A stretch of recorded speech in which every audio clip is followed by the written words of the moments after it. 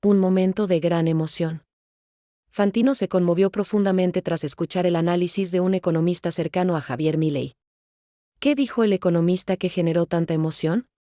En este video, te mostramos el momento exacto y te invitamos a descubrir qué hay detrás de esta reacción. Charlas a Juan y vamos a conversar, vamos a conocerlo un poco. ¿Cómo piensa? Se quedó prendado Javier, dio algunas notas y dijo Javier de algunas cosas que Juan Pablo le había dicho con respecto al déficit, al equilibrio. Vamos a conocerlo un poco, a conversar con Juan Pablo. ¿Cómo anda, Juan? ¿Bien, querido? ¿Qué tal? Muy bien, muchas gracias. ¿Cómo andas, hermano? ¿Todo tranquilo? Bien, bien. Sí, la verdad que sí. Mira, correte el micrófono, sí, giralo un poquitito. No, pará, yo te voy a acomodar. Ahí. Para Juan, que te voy a acomodar bien, o si no, se me pelota todo. Ahí está. Sí, está bueno. Ahí. Ok, así sí. Che, ¿de dónde vivís vos? ¿Vivís acá? Bajátelo un poquito, así no te tapa la boca. Ahí está. ¿Dónde Ahí vivís? estamos. Ahí está, perfecto. Y yo paso la mayor parte del tiempo en Estados Unidos. Sí. De hecho, trabajo para la Reserva Federal, así que siempre tengo que aclarar que todo lo que digo es mi opinión y no la opinión de la Reserva Federal. O ¿Qué del es la Banco de Reserva Federal? Es el Banco Central de Estados Unidos, se llama así. Se llama Reserva Federal. El Banco de la Reserva Federal, así se llama. ¿Y cuál es la función de la Reserva Federal? Es la función que tiene el Banco Central en todos los países. En Sí. el caso particular de los Estados Unidos tiene el mandato de la estabilidad de precios y de la promoción del empleo. ¿Y cómo trabajás? Mirá qué bueno lo que me contaste. Tenés que aclarar que tus opiniones son personales. Son personales, sí, claro. Claro, porque lo que decís puede tener impacto económico, seamos honestos. Se te puede interpretar algo. Claro, como que sea posición de la institución y no lo es, particularmente además cuando hablo de Argentina, Claro. que es de las cosas que hablo cuando estoy acá. Escucha, ¿y qué haces? ¿Qué función tenés dentro de la Yo estoy Reserva? en el departamento de investigación, o sea que la tarea principal es tratar de pensar los problemas económicos que hay y tratar de entender por qué pasan y tratar de entender qué podría hacer uno para que las cosas sean mejores. ¿Y das clases en Argentina? Y después vengo unos meses aquí a Buenos Aires y doy clase en la Universidad de Itela, que con quien estuve asociado desde que básicamente la universidad empezó. Juan, escúchame una cosita. ¿Y a Javier lo conocías de antes o te conociste ahora con él? ¿Cómo fue? No lo había visto nunca. Creo que no nos habíamos visto nunca. Y lo que pasó fue que para mí el superávit fiscal es una obsesión personal. O sea, vengo escribiendo desde hace mucho tiempo, particularmente a partir de que durante el gobierno de Kirchner, no durante el gobierno de él, durante el primer gobierno de Cristina, la situación fiscal empieza a empeorarse y particularmente cuando se muere él, empieza a empeorar todavía más. Y venía escribiendo cosas sobre el riesgo que involucraba volver a... Yo lo vengo caracterizando como una adicción que tiene la sociedad argentina. Ya me meto, pero contame primero para llegar a ese. Y lo conocías de nombre a Milei, pero no te habías visto nunca. Claro, yo lo conocía desde que lo veía en los medios, digamos. Claro. No nos habíamos visto nunca. Él en realidad hizo una maestría en la universidad, pero yo en ese momento estaba de rector, así que yo no estaba dando clases. ¿Fuiste rector de Itela? Yo fui rector de Itela durante 8 años. Mirá qué groso.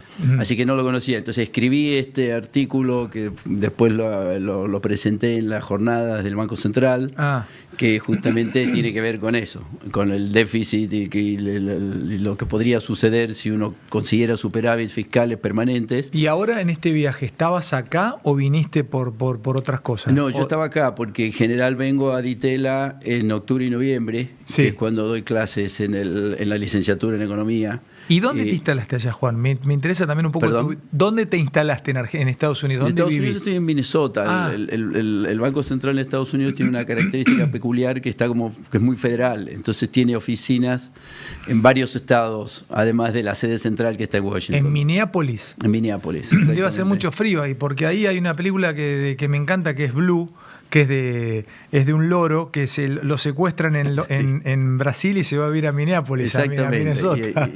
Y hay otra que es Fargo. ¿Fargo es de ahí también? Claro, no solo es de ahí, sino que además es de los Cohen.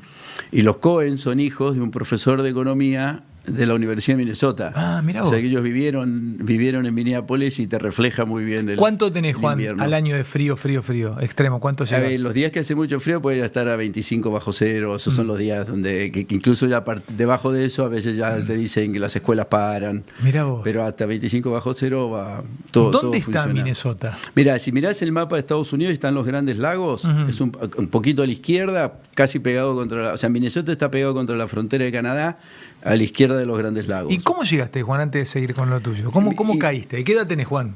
Yo tengo 62. Ah, parecés menos, loco. Pensé que tenés 55, 56 años. ¿Y llegaste cómo allá? Y mira, yo lo que pasa es que, o sea, yo estuve desde el año 94 en Ditela, armé el departamento de economía en aquel momento, traído de la mano de Jerry de la Paulera, que es el que inventó la universidad, básicamente, y siempre mantuve mis tareas de investigación. Entonces participaba siempre en conferencias afuera y publicando en revistas afuera, y después de algún tiempo me empezaron a invitar para que fuera al departamento de investigación por 1 o 2 semanas. Y entonces cuando dejé de ser rector de la universidad acá en Ditela, me ofrecieron irme para allá. En principio iba a ser un sabático de 1 año y medio. Y bueno, duró 15 hasta ahora. 15 años llevas. Juan, ¿y tenés familia? O sea, Sí, tenés tengo familia. una mujer y una hija que ya está en Estados Unidos. Ajá. Y mi mujer, bueno, aparte del motivo más por el cual vengo mucho, porque ella trabaja acá en una fundación y entonces los dos vamos Bien. y venimos. Escuchá, vamos y Juan, venimos un montón. ¿lo viste a Javier en este viaje? Sí. ¿Te conociste con él? Sí, sí. Entonces Déjame contarte esto y lo cuento públicamente. Yo hablé con él Ok. por teléfono. Y en esa charla, hablando de otras cosas, me dijo, che, no sé qué persona interesante conocí. Nicolini. Me dice, te va a sorprender. Dice, no solamente lo que sabe, sino cómo el tipo observa la realidad, no solamente argentina, sino mundial. Y me empezó a hablar de vos. Yo tengo una relación muy cercana con Javier desde hace muchos años. Y nada, te empecé a leer, te empecé a seguir, no tus papers porque no accedo, porque no llego, pero declaraciones y todo. Entonces, de nuevo, te viste con Javier y ¿qué te pareció el loco? ¿Cómo te cayó a nivel intelectual? A ver, me sorprendió en un punto la cantidad de cosas que tiene leídas. Porque a veces cuando yo lo veía por televisión mencionaba algunas cosas, pero estuvimos como una hora y casi media en donde, pues al principio hablamos un poquito de Argentina, pero parece que él tenía más ganas me dio la sensación como que se tomó un descanso de 1 hora y pico para hablar de economía, que es lo que obviamente le fascina. Concretamente, te lo llevo a otro ámbito. Por ejemplo, yo soy licenciado en filosofía. Cuando vos hablas con un doctor en filosofía o te pones a conversar con alguien que sabe mucho de filosofía, está bueno porque nutrís y empezás a volar y terminás hablando hasta, ¿sabes? No sé, del concepto de lo uno en Plotino, qué sé yo. Fue una charla donde se empezó hablando se habló de Argentina, pero fue una charla en general entre dos personas que leen mucho, les gusta y estudian la economía, tanto vos como él. ¿Notaste eso? Sí. Y sabe el tipo, te rebotaba las cosas. Te diría que sí, fue más eso, más que él. Obviamente él tenía un interés especial en entender los detalles de ese trabajo que yo escribí, a partir del cual fue que él después me llamó. Vos sos macroeconomista. Sí. ¿Está bien la categoría macroeconomista? Sí, está bien. ¿Él es macroeconomista también? Sí, diría que por los intereses, sí. Él tiene una pasión, o está como mucho más identificado con la escuela austríaca, que es lo que Bien. él dice, eso lo sabemos todos. ¿Y vos, Juan? Yo comparto menos, ahí hay una manera de pensar en donde parte de las herramientas que yo uso, que está mucho más enfocada en una relación más fuerte entre la teoría y los datos y teoría y datos, o sea, ver hasta dónde tus teorías funcionan en experiencias particulares. En un sentido, y yo de filosofía no sé nada, dado que Sí. hablaste de filosofía. Tu madre es licenciada en filosofía. Pero mi mamá sí era licenciada en filosofía. Y entonces tiene más un enfoque más filosófico a la economía que el que tengo yo. El de él. El de ella. él. Te voy De a- la escuela austríaca en general. Es cierto, porque los libros que él me escribió, incluso cuando empecé a leer Camino de Servidumbre, que me lo regaló todo subrayado por él, me encuentro con que tiene algunos destellos filosóficos ese libro, Camino de Servidumbre. Pero te voy a hacer una pregunta concreta sobre tu mundo, pues empezamos con el tema de Argentina. Dale. Justamente hoy estaba leyendo los principios filosóficos de Newton, sobre todo porque Newton inventa lo que podríamos decir el método inductivo. El método inductivo es el método de la ciencia, se va de lo particular a lo general. Se pensaba que los cisnes eran blancos hasta que apareció un cisne negro. Entonces, el método que utiliza la ciencia, el método deductivo va de lo general a lo particular. Todos los hombres son mortales, Alejandro Fantino es hombre, ergo Alejandro Fantino es mortal. Te pregunto, el método de Javier, esto del déficit cero como no se vio nunca, yo no le quiero llamar experimento, porque los que le bajan el precio dicen es un experimento, pero la pregunta es, ¿alguna vez se hizo? ¿Es inductivo este método o es deductivo? Digo, esto que estás viendo vos en Argentina con un tipo que en un año hace lo que hizo. Si entiendo bien Sí. lo que estás diciendo, es deductivo. O sea, Es deductivo. Totalmente. O sea, es algo que tenemos. Y en ese sentido, se parece más, te diría, al tipo de cosas que yo estoy más acostumbrado a hacer que más lo que harían los de la escuela austríaca, porque tenemos evidencia de muchos ¿Pero casos. se hizo esto alguna vez? Se hizo esto, aquí lo que hay es una rapidez en lo que se hizo, pero muchos países de América Latina pasaron de déficits a superávits, por ahí no tan rápido y no de manera tan contundente como el primer mes de gestión, pero tenemos, si vos mirás los países de América Latina que hoy uno dice le fue bien, Uruguay, Chile, Perú, son todos países que tuvieron la misma adicción que nosotros a los déficits, las dejaron. A mí no me da vergüenza preguntar esto. No, ¿Qué dale. es un déficit? Ok, entonces déjame empezar de una manera muy básica. Dale vos. El primer día que fuiste a primer grado y te acercaste al kiosco para comprar la tita y metiste la mano en el bolsillo y te diste cuenta que habías dejado la moneda en casa, guardapolvo usábamos nosotros cuando éramos chicos y monedas eran relevantes cuando éramos chicos, y no te podías comprar la tita. Entonces, en ese momento, si vos querías comprar la tita, le tenías que pedir prestado a alguien. Eso es tener un déficit, gastar lo que no tenés. Entonces, eso que aprendemos, que para nosotros lo aprendemos en primer grado y que después cuando decidimos si nos vamos de vacaciones o no, si querés más de esto, tenés que tener menos de esto, después cuando llega el Estado, a las sociedades les cuesta aprenderlo. Pero el déficit es cuando el Estado no tiene nada en el bolsillo y compra la tita de todas maneras. Entonces, no es función del Estado hacer eso, porque podría venir un keynesiano y te podría decir la función del Estado en épocas de crisis es hacer pozos durante el día y taparlos, o hacer pozos de noche y taparlos durante el día. Para eso está el Estado, para prestarte la plata para que compres latitas. Absolutamente. Y te voy a dar, te diría, mira, y ni siquiera tenemos que ir a lo de los pozos, te voy a dar un ejemplo mucho Absolutamente sí, absolutamente no. sí. Absolutamente sí. A ver, te lo pongo en estos términos. Cuando vino el COVID, vos tuviste gobiernos que, como tienen buena reputación, pudieron tener déficit y pedir prestado. O sea, pedir prestado está bien cuando vos sos creíble en el mercado y después devolvés la plata. Pero para poder devolver la plata tenés que tener un superávit después. O sea, si yo llego al colegio, no tengo la moneda y me compro la tita y le pedí a mi compañero de al lado, al día siguiente tengo que venir con 2 monedas, con una me compro mi tita y con la otra moneda se la devuelvo a mi compañero. Entonces, está bien tener déficit si después tenés superávits para compensarlo ese déficit. El problema con el gobierno argentino es que viene comiendo más titas de las que tiene desde hace 60 años, con 2 excepciones, los 90 y el periodo del 2003 al 2009. ¿Por qué haces esas excepciones? Porque las hubo. La convertibilidad tuvimos inflación baja porque hubo un ajuste muy grande en el déficit, que tuvimos un ajuste muy fuerte desde el 91 hasta el 94, después tuvimos déficits que eran muy chiquititos, pero tuvimos déficits, y después tuvimos superávit de nuevo desde el 2003 hasta el 2009. O sea, en el gobierno de Néstor había superávit. Sí, claro. Fueron los superávit más grandes de los últimos 100 años, en los primeros 4 años de ¿Y Néstor. por qué tenía superávit? ¿Porque la administraba bien o porque...? No tengo la menor idea. Pero había lo superávit. conocí, pero la gente decía que él tenía una libretita y él hacía las cuentas y él entendía. Es que el tema... Yo creo que una de las gracias de lo que está pasando es que nuestro presidente dijo el rey está desnudo. Tener déficit de manera sistemática empobrece a todo el mundo. Repetime eso. Tener déficit en forma sistemática. Tener déficit en forma sistemática empobrece a todo el mundo. Por eso cuando vos recién me preguntaste, ¿no es el rol del Estado poder tener déficit?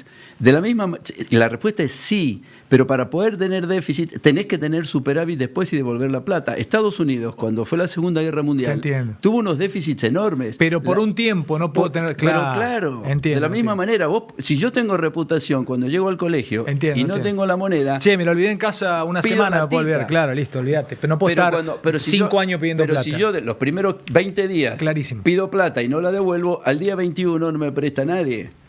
Y el gobierno argentino, o sea, ¿por qué el gobierno argentino hizo default? Porque pide plata y después no la puede devolver. ¿Por qué no la puede devolver? Porque no tiene el superávit. Te puedo hacer una pregunta, Juan, hablando como si te encontrara en la calle en Minneapolis. ¿Tenemos esa fama política en el mundo que somos poco devolvedores? Totalmente, pero no podemos tener otra.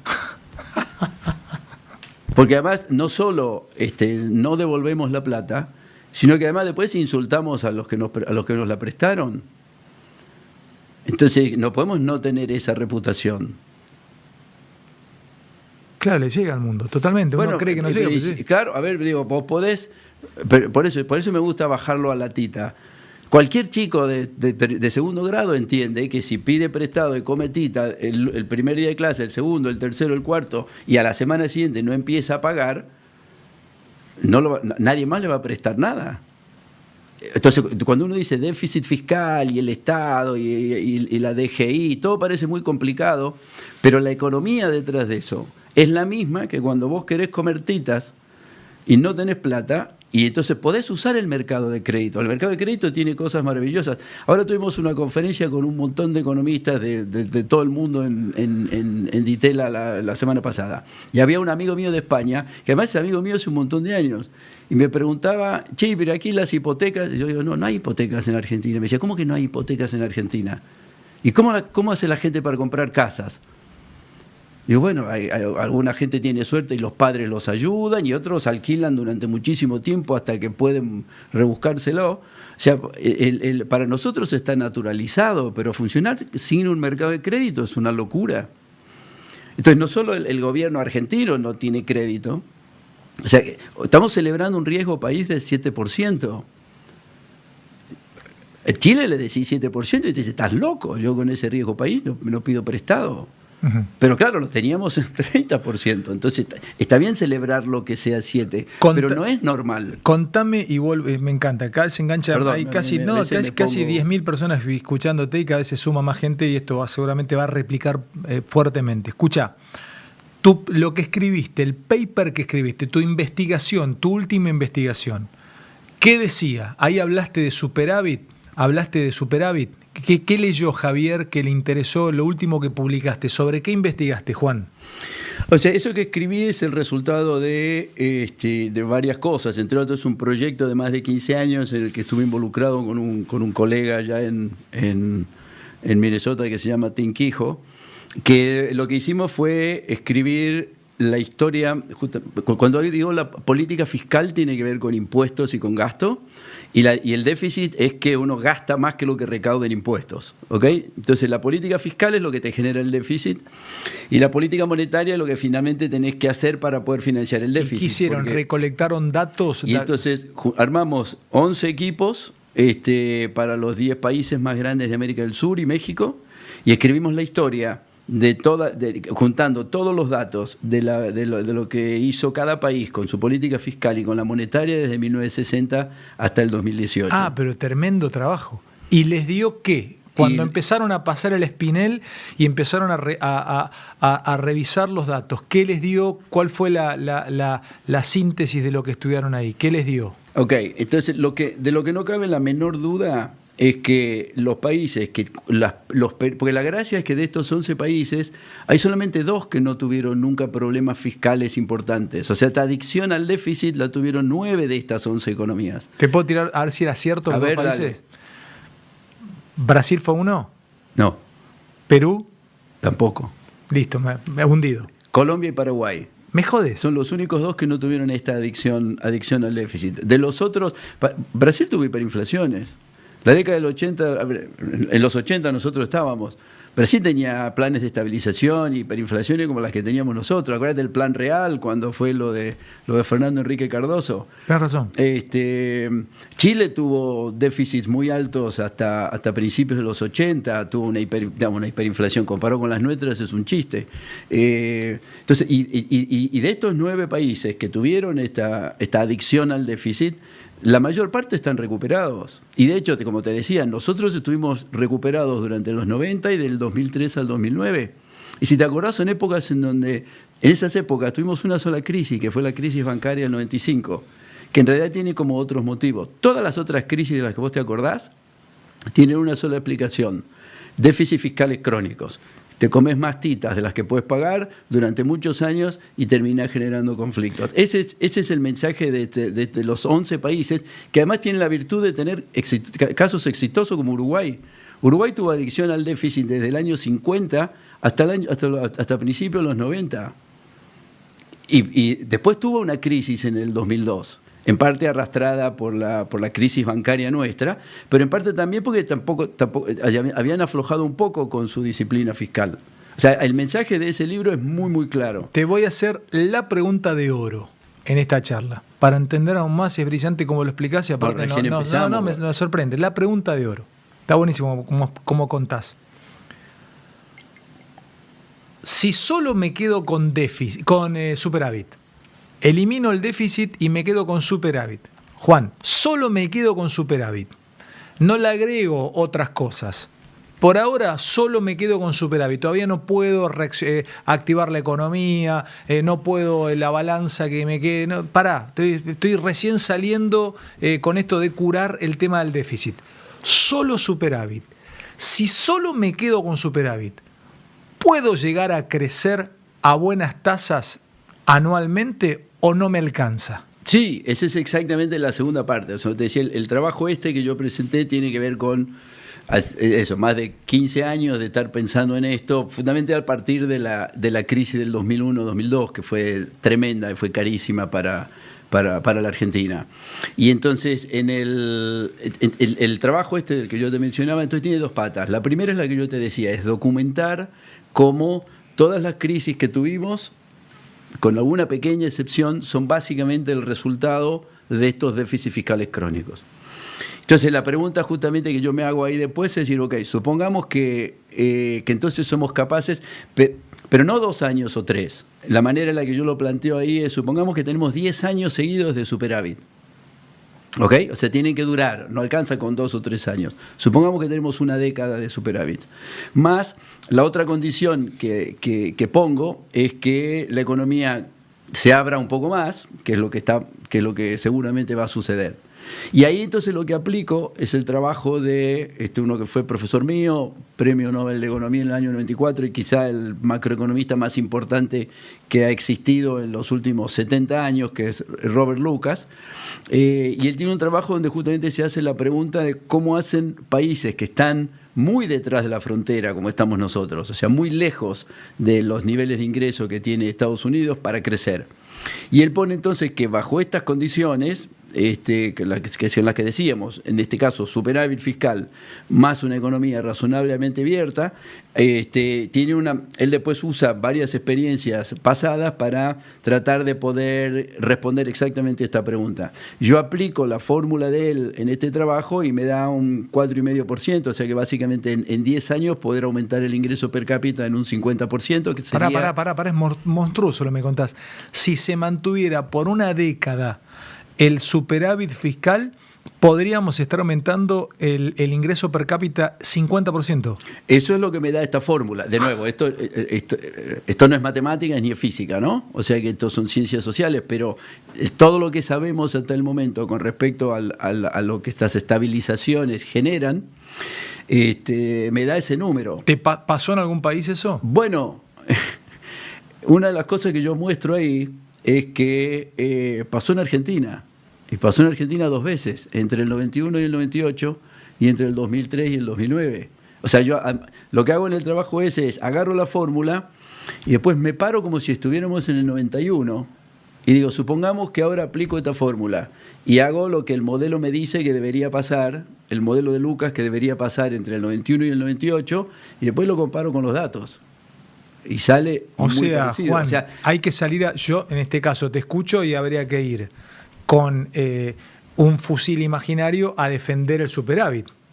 Para mí sí, claro. Pero yo, a ver,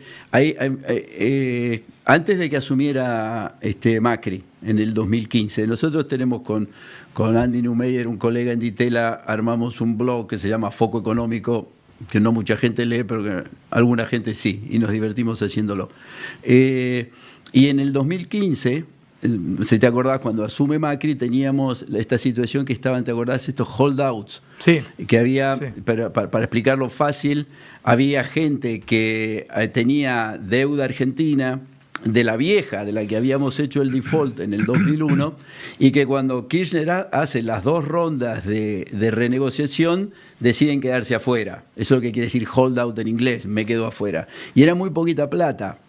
Y ellos no eran los deudores originales, estos eran abogados que se dedican a esto y que habían comprado muy barato estos bonos, se quedan afuera y después hacen juicio para cobrar el 100%. Y un juez de Nueva York les dijo que tenían razón. Y después, en el segundo gobierno de Cristina Kirchner, le decidió que no les iba a pagar, más allá de que el juez decía que había que pagar, y que no era mucha plata, digamos, relativo a los problemas de deuda argentina. Y entonces una de las cosas que estaba sobre la mesa era que se le podía pagar, y entonces al pagársele a ellos, la Argentina volvía a estar bien con el mercado de crédito y entonces iba a poder pedir prestado de nuevo. Yo en ese momento escribí un post en este blog, está ahí en el 2015, creo que se llama "No quiero que le paguen a los holdouts" o algo así, y mi punto era no quiero que le paguen a los holdouts. No quiero que les paguen. ¿Por qué no quiero que les paguen? Porque no quiero que nos presten plata, porque si yo tengo a alguien a quien pedirle plata, no voy a hacer el ajuste. O sea, si vos sos alcohólico, no querés dejar la botella adentro de la heladera, tenés que tirarla. Hay gente que por ludopatía le pegó al que estaba en la puerta del casino, para que no lo dejen entrar más. Bueno, Literal, entonces yo decía, yo conozco un caso. Bueno, nuestra situación es tan grave, y lo era en el 2015, porque teníamos una deuda enorme, y entonces en ese momento lo que había que hacer... O sea, nosotros somos ludópatas y no nos deben dejar entrar a ningún casino en el mundo. Exactamente. Y es exactamente la analogía. Y entonces, de nuevo, si lo entendés además como una adicción, ¿vos conocés algún adicto al que le haya ido bien? No, es permanente, es crónico, bueno, y a una sociedad se adicta, controla. Y a una sociedad adicta tampoco le puede ir bien. Y insisto con lo de la sociedad, porque todos decimos déficit, sí, pero después hay que hacerlo. Ahora entiendo todo lo de Javier cuando anuncia que él se va a parar, hizo el anuncio de su año, de su presupuesto, dijo déficit cero. O sea, voy a tener... Yo estoy completamente de acuerdo, y los que me dicen, pero ¿y los jubilados? Y yo digo, dígame, okay, listo, pero entonces dígame de dónde lo sacamos. Hace no mucho creo que fue la semana pasada, y yo dije, ok, esto es una excelente señal. Estaba en el programa lo vi a Pancho Olivera, sí. Y él decía, mire, estaba hablando de esto que le redujeron parte de los remedios gratis a algunos de los jubilados. Y que claro, suena duro cuando vos decís, mira, le estaban dando remedios gratis. Después cuando mirabas veías que 3 años antes habían habido 8 millones de unidades de remedios, y 2 años después con el plan había 23 millones, con lo cual decía, acá me parece que alguien está haciendo alguna trampa. Pero lo que a mí me pareció excelente es que cuando Pancho termina de decir eso, y digo, ¿y cuánto se ahorra el Estado por esto? Y dijo un número que no me lo acuerdo. Pero después dijo, pero es el mismo número que es el déficit de aerolíneas. Entonces, está bien, es terrible hacer esto, pero entonces cerremos aerolíneas primero, antes de quitarle los remedios gratis a los jubilados. Este tipo de decisiones duras son lo que implican tener déficit cero. Entonces, que después hay que ver dónde, cómo se cuida a los menos, a los que les va peor. Pero bueno, ahí hubo un aumento muy importante en la asignación universal por hijo, más la eliminación de los intermediarios. Digo, podemos discutir cómo. Pero hay algo seguro, si seguimos tomando, perdón, voy a usar tu analogía entonces, si el casino sigue abierto nos va a ir mal. Entonces primero hay que cerrar los casinos, después vemos cómo nos arreglamos con los síndromes de abstinencia, porque las adicciones, salir de una adicción no es fácil. Pero si no salimos no podemos empezar. Entonces ahí es donde yo digo, bueno, déficit cero, y sí, claro, porque ya a mí me quedan 20 años de vida, ¿los veo ahora o no los veo nunca? O sea, a la Argentina le fue horrible en los últimos 30 años. En ese mismo gráfico yo muestro cuál era el ingreso por habitante de Argentina comparado con Chile, Uruguay y Brasil en el 60, que es casi cuando yo nací, y ahora. Teníamos, a ver, me encanta que a Brasil le haya ido bien, teníamos, si vos mirabas el ingreso del promedio brasileño, el argentino promedio ganaba 6 veces lo del brasileño promedio. Hoy el brasileño promedio gana 2/3 que lo que gana un argentino. Chile tenía un ingreso promedio debajo de la mitad que nosotros. Y ya nos pasó hace varios años. Nos fue horrible con esto. Yo te voy a mostrar algo que corté, va ligado y me encanta conversarlo con vos y aprender a tu lado, Juan.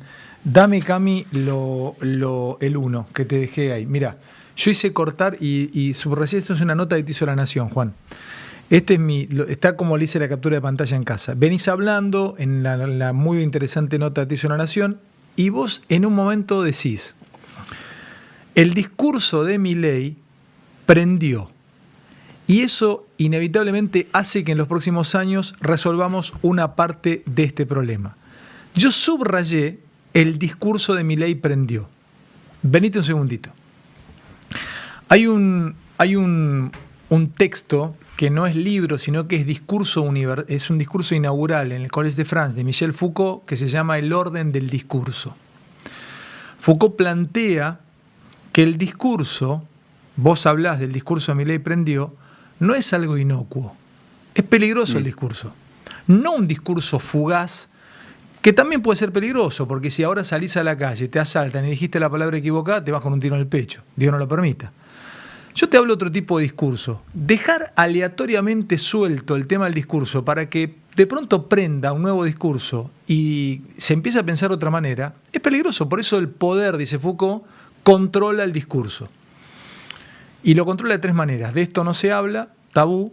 De esto se puede hablar, pero en algunas circunstancias, tabú de las circunstancias. Y finalmente, hay gente especialmente indicada para hablar de algunas cuestiones. Son sujetos de veredicción o sujetos de verdad. Nicolini puede hablar de economía, otro no. Fantino puede hablar de periodismo, porque es periodista. Ya no, el smartphone rompe eso. Se terminó esto de la ley de gravedad de la verdad. Yo le llamo ley de gravedad. Voy a este punto, vos dijiste, Milei prendió con un nuevo discurso. Es muy peligroso para el sistema tradicional argentino porque del déficit comía la política, comíamos los periodistas con la pauta, comían los empresarios con la obra pública que se cobraban 5 veces el mismo kilómetro asfaltado, comían los punteros, comían los que comían de la plata de los pobres. Entonces viene Milei y pregna el discurso. Es muy peligroso para el sistema, por eso yo digo, qué loco cómo todavía, continúa y cierro con esto. Vos imaginate, Juan Pablo, tiene el tipo más de 50 puntos de aceptación con el mayor ajuste de la historia argentina. Prendió el discurso. Tal vez ahora la gente entendió que no hay que ir más al casino y que esto que está diciendo vos, bueno, loco, no alcanza para... Yo también quiero que le den los remedios a los viejos. Pero la plata es un bien fungible, si no está en un lado, está en el otro. Pero prendió un discurso nuevo. Es peligroso eso, para el sistema que Argentina vivía. Bueno, entonces me gusta el peligro, digo, porque es un discurso que me parece que es absolutamente necesario. De nuevo, es algo de lo que vengo escribiendo desde hace más de 10 años, claro, particularmente totalmente. A partir de la crisis del 2002. De hecho, en ese mismo blog, en Foco Económico, pues yo me hice muchas veces la pregunta que vos me hiciste, cómo es que Kirchner tenía estos superávit. Hay un montón de otras cosas que pasaron, pero de nuevo, yo insisto, primero superávit, después discutamos el resto. Y algunos amigos que alguna vez tuvieron gente, o que conocían gente que conocían, decían esta historia. que él tenía una libretita y que cuando hablaba con el ministro de Economía, quería asegurarse, porque de la misma manera, porque además un gobierno que tiene superávit es un gobierno que puede hacer cosas. Ahí te pregunto también otro tema que siempre me interesó, tu madre seguramente lo habría explicado muy bien, el tema de lo micro y lo macro. Yo soy un microfilósofo, no soy filósofo, micro licenciado en filosofía. A mí me encanta ir de abajo para arriba y no de arriba para abajo. Yo creo que lo micro construye lo macro, lo micro construye lo molar y no lo macro construye lo micro. En el mundo del pensamiento, en el mundo del discurso, esto que está pasando con Milei no se construyó porque Javier vino, se apregnó en la sociedad y luego penetró en un tipo que lo dijo como Javier. En economía, ¿la macroeconomía domina la microeconomía o la microeconomía es la que lleva o le infla las velas a la macroeconomía? Lo segundo. Y la verdad es bien interesante además el punto, porque si uno mira la historia del pensamiento económico del siglo XX, hay toda una tensión con eso. La economía es básicamente la micro. O sea, es básicamente la micro. Es básicamente la micro. Y lo que hacemos o sea, tenemos que entender los mercados. Para poder entender una economía tenemos que entender los mercados. Pero los mercados son macro. Pero para entender los mercados tenemos que entender al que compra y al que vende. Y lo que hacemos entonces en economía es primero pensar en tratar de entender el problema de una persona que tiene que decidir cómo gasta, de una empresa que tiene que decidir cuánto produce y a cuántos contrata, y entonces después vos juntás a todas las personas que compran acá con y a eso le llamamos demanda. A esto después buscamos lo de las empresas y a esto le llamamos oferta. Ponemos esos mercados y tenemos el mercado de los tomates. Pero avanzás de abajo para arriba. Totalmente, pero lo bonito de esto además es que eso es cuando Adam Smith escribió, que es el fundador de nuestra ciencia, además no tenía ni ecuaciones ni nada, él tenía una intuición fenomenal y es básicamente como él lo planteó.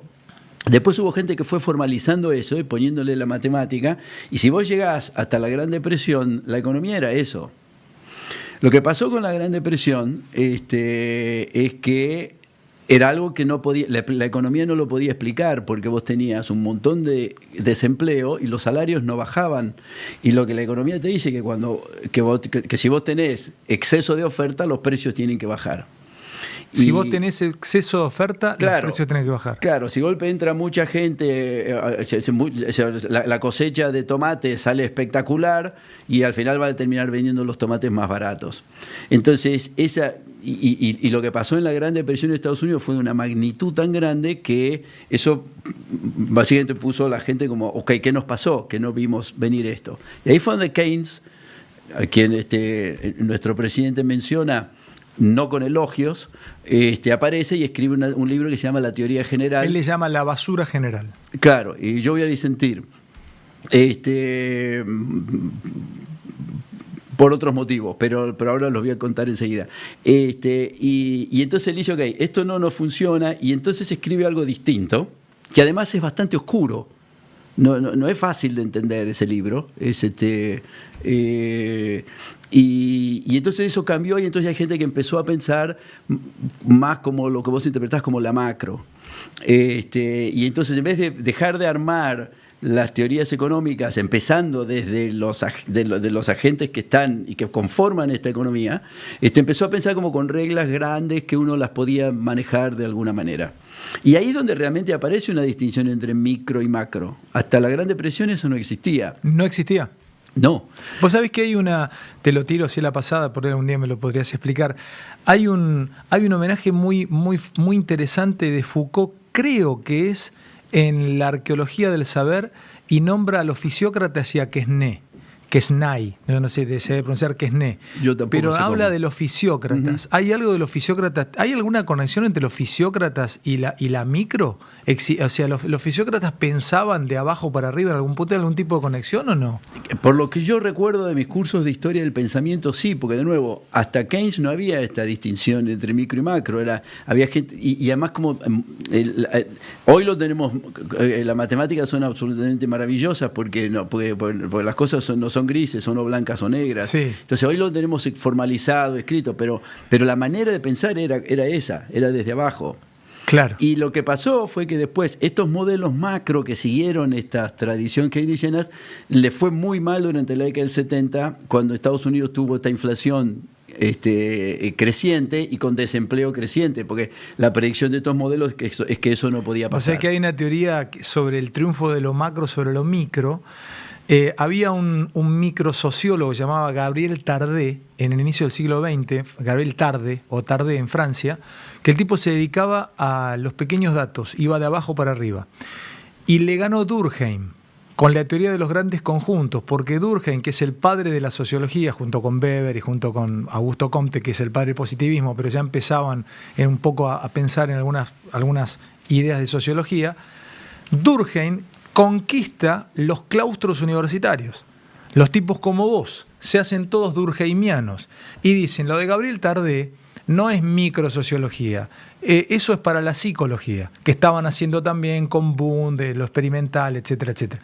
Y ahí es donde triunfa lo molar, triunfa lo grande, la teoría de los grandes conjuntos, o sea, la pasan por encima a la microsociología o las micromediciones. Es interesante, porque esto se da en 1910, 1920, 1930, y esto que me estás diciendo vos se sale de la Segunda Guerra con de la Primera Guerra, ¿no? De la Primera Guerra. Depresión, es 37, que es la Primera Guerra. Claro, claro. Es 17, 1917. 37, no, la Gran Depresión es 36. ¿Cuándo se aplica? La teoría general es que es del 36. Es del 36 al 37. Claro, se sale de ahí. Se sale, claro, empiezan a aplicarlo. Pero ganó la micro. Ganó la...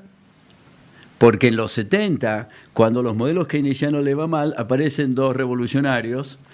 Uno que se llama Tom Sargent, que estuvo visitándonos, le dimos el honoris causa en Ditela la semana pasada, y el otro Robert Lucas, que es el que yo te mencionaba, que es el que yo uso. Y ellos son los que dicen, mire, esto es una locura, nos vinieron a vender estos modelos macro que vienen desde arriba, y estos ni siquiera nos sirven para poder hacer análisis de políticas económicas, y rehicieron la macroeconomía desde la micro. Te hago una pregunta, o sea que Juan. En economía hoy ganó la micro. Ahora te hago otra pregunta también, me encanta, que es más filosófica para interpretarla, pero me encanta charlar con vos y me dan ganas de aprender y de leer. Antes que te vayas por fuera del aire me vas a recomendar un par de libros. Escucha, ¿la inflación es siempre y en todo momento un fenómeno monetario? Sí. Justifique, profe. Ok, primero voy a definir inflación. Entonces para eso te voy a dar dos ejemplos. Un ejemplo que lo repitieron dos veces. Vos seguramente oíste hablar que Japón tiene problemas porque tienen deflación. Uh-huh. Y entonces yo les digo, háganme presidente del Banco Central y les resuelvo el problema en 2 semanas. Después digo, si me sale 10% de inflación en vez de 5%, no lo sé, pero que hacer inflación yo lo sé, no tengo la menor duda. Imprimo más dinero y genero inflación. Hubo 2 veces en donde lo que hicieron fue subir el IVA. Entonces cuando vos ves el nivel de precio de Japón que viene bajando, pega un salto. Porque claro, si vos el IVA lo pasás del 18 al 21, te sube 3% los precios. Yo no le llamo inflación a eso. ¿Ok? O sea, un movimiento chiquito en la inflación, en el nivel de precios, no. Yo le voy a llamar inflación a un fenómeno en donde los precios suben de manera sistemática durante varios años. Vos podés tener, la invasión de Rusia a Ucrania hizo que suba el precio del petróleo, que suba el precio de los bienes primarios, y eso te subió el índice de precios en Estados Unidos.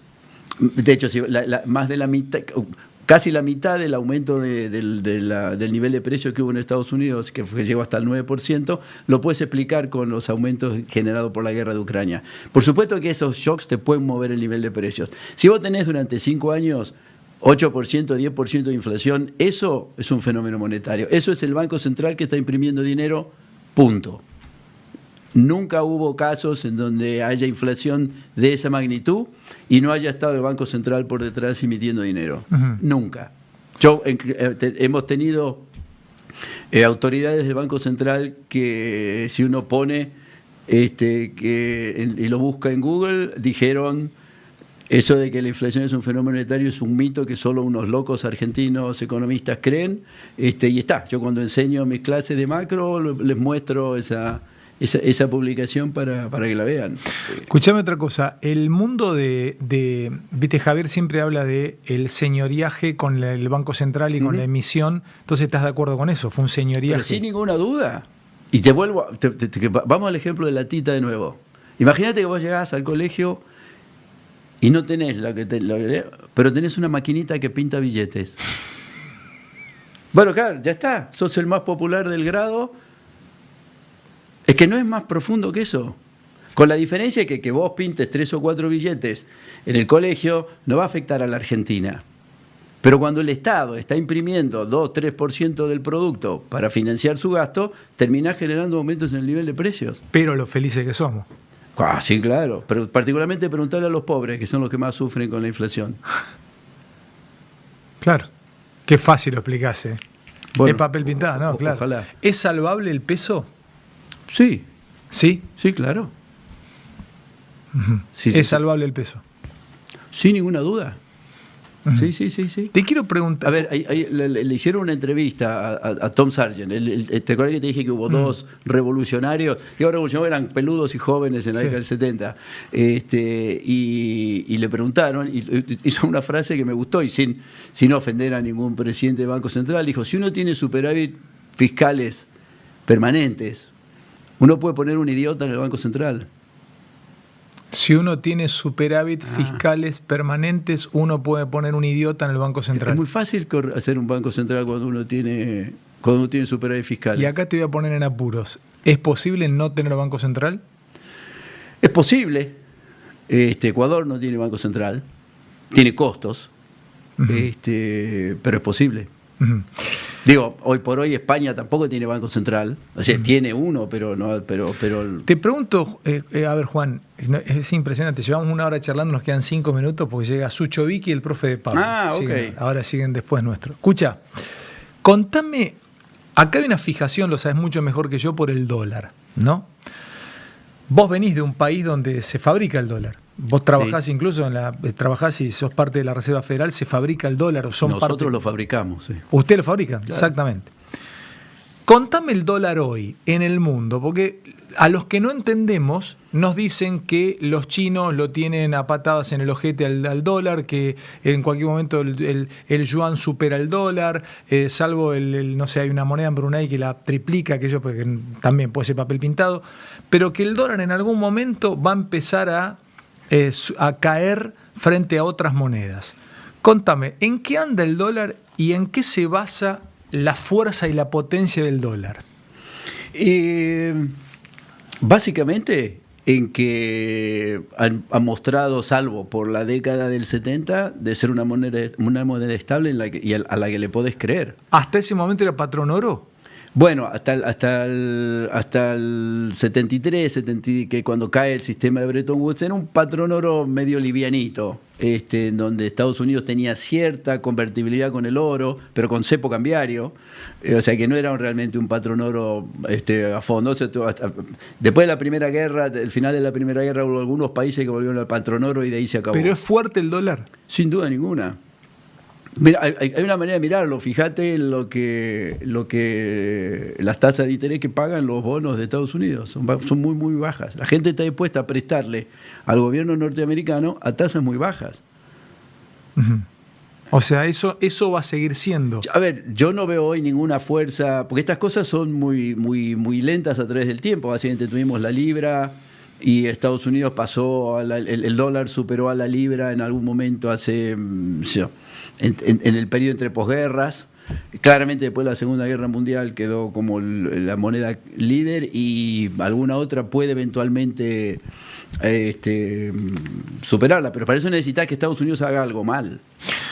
Última, escuchá. Yo planteo el mundo hoy en un proceso ya ni siquiera de incertidumbre. Presento un mundo caleidoscópico. ¿Viste cuando mirás por el caleidoscopio que se van formando y a veces es difícil volver a formar una misma figura?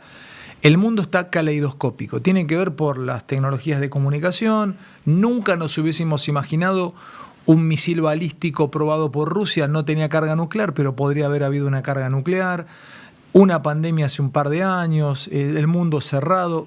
Está incertidumbre. Incertidumbre total, mundo cuántico, no física clásica determinista, sino mundo cuántico. Se puede y no se puede al mismo tiempo. ¿Y cómo se la rebuscan ustedes en un mundo cuántico y en un mundo caleidoscópico? ¿Cómo pueden generar modelos de predicción en un mundo absolutamente roto. Y no podemos, o sea, Me encanta tu humildad, loco. Bueno, Claro, para mí hay un ejemplo maravilloso, que es el de un gran economista que se llamaba Malthus, que escribió un modelo absolutamente fantástico, ni siquiera lo que lo hizo matemáticamente, pero hubo gente que hizo versiones matemáticas del modelo, que explicaba la historia del mundo con aumentos de productividad y aumentos de la población de una manera notable, porque además no estaba claro de dónde él había sacado los datos, y le cambió el mundo con la revolución industrial. Hasta la revolución industrial no había aumentos en el ingreso per cápita. O sea, te mejoraba la rotación de cultivo. ¿Y vos comparás este mundo con...? No lo comparo. No, pero puede haber podría haberlo. Claro. A ver, mi percepción personal, en esto no tengo ninguna ventaja comparativa, pero mi percepción... Hoy me preocupo por un arma nuclear explotando y en el 98 no me preocupaba. Y ahora, ¿y qué pasa en esos casos? No tengo la menor idea. Juan, querido, déjame despedirme con este vino hermoso. Se viene el verano, ya tenés todo listo, pero esto sí que esto lo podemos definir ya. Es el espumante de Conejo Verde. Es refrescante como se debe, con un espumante de verdad. Canchero es un espumante impresionante de Conejo Verde. Conejo Verde es la excusa ideal para divertirte, para brindar, para armar los mejores planes. Compartilo con quien vos quieras, vivilo junto a Conejo Verde. Esto en una frapera llena de hielo rolito adentro puesto y saliendo el corchito con ese sonido que ya es de fiesta. El sonido del Conejo Verde de saliendo... Él en Minneapolis no lo vive esto, porque son todos fríos, ¿no? Debe costar juntarse con amigos en Minneapolis. Lo sacás al jardín y lo pones en el hielo. Y tenés razón, Juan. Así que disfruten Conejo Verde, @Conejo Verde Wines, métanse, pero este es el espumante de Conejo Verde. Juan, nos vamos. Hermosa charla, loco. Te agradezco que nos hayas explicado tanto, la gente enganchadísima con vos con la conversación, muchísima gente del otro lado. Así que a tus órdenes, espero que algún día nos podamos volver a juntar a conversar, Juan. Y brindemos por el superávit fiscal. Hermano, ¿tenés Instagram? ¿Usás cuenta de Twitter? ¿Algo? Nada. Yo me quedé en el email, no participo en las redes. Muy bien, no. Está perfecto. Chicos, gracias por todo, por del otro lado, por habernos esperado. Y a las 8 hoy hay charla. Otro palo, otra mirada. Charla fuerte, picante. Alguien que manejó durante mucho tiempo aduana, AFIP, y que es economista, Guillermo Michel. Una mirada peronista de la economía. Siempre es interesante escucharlo. Ya venimos en un ratito a las 8. Muy bien, audiencia, gente linda. Gracias por habernos acompañado hasta el final de este informativo. Ayúdanos a difundir el canal con un like y suscribiéndote. Saludos, el equipo Argentopía.